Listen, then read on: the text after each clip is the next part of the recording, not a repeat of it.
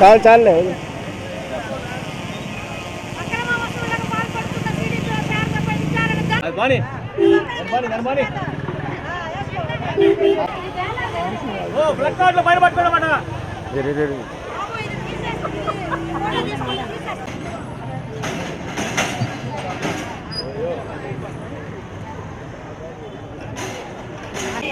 Incharge CDPO శారదపై చర్యలు తీసుకోవాలి.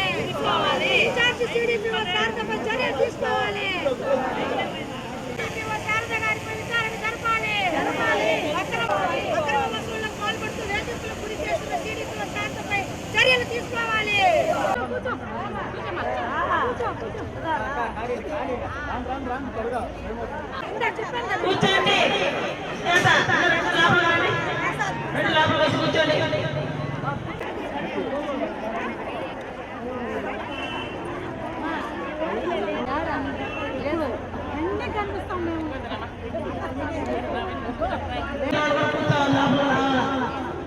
వదరా వదరా.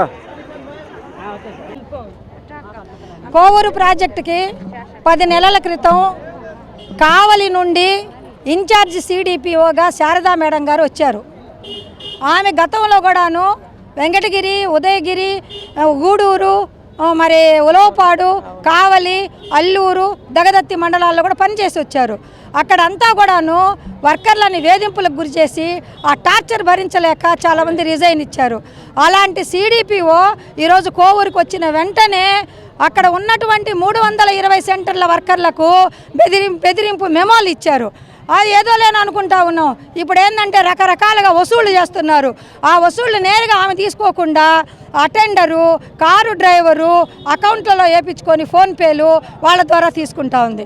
అట్లాగే జీతానికి మనం వీళ్ళు పెట్టేటటువంటి బిల్లు పెట్టాలంటే, బిల్లులు రావాలంటే మాకు ఒక్కొక్క మండలం నుంచి 1000 రూపాయల లెక్కన 4 మండలాలకి 5,000 లెక్కన, ఒక్కొక్క మండలానికి 5,000 లెక్కన 4 మండలాలకి 20,000 తీసుకుంటా ఉన్నారు.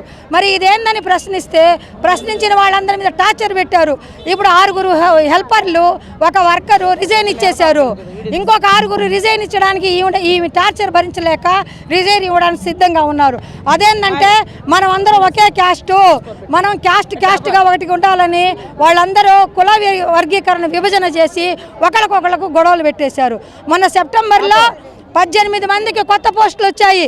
ఆ కొత్త పోస్టులు వస్తే వాళ్ళ దగ్గర వస్తు రూపేణా, డబ్బుల రూపేణా రకరకాల పద్ధతుల్లో వసూలు చేసుకున్నది ఈవిడ. వసూలు చేసుకుంటే ఒక పాపం వర్కరు బీరువా తీసి ఇచ్చింది.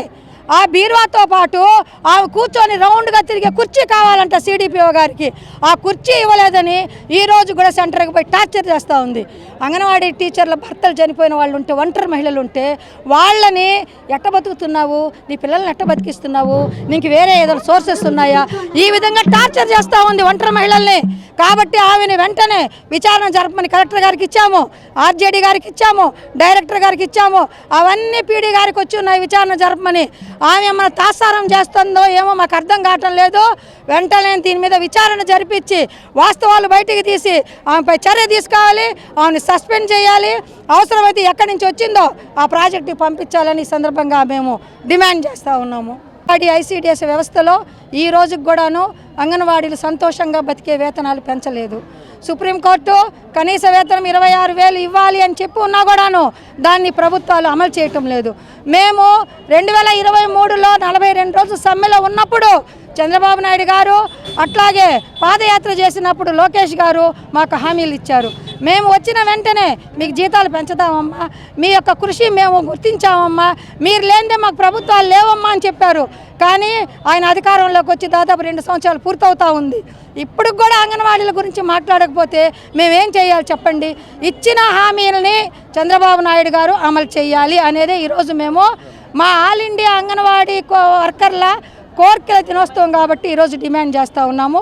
ఇప్పటికైనా మా గురించి ఆలోచించమని ముఖ్యమంత్రి గారికి రిక్వెస్ట్ చేస్తాం. నా పేరు Shaik Rehana Begum, anganwadi workers and helpers union జిల్లా గౌరవ అధ్యక్షురాలిని.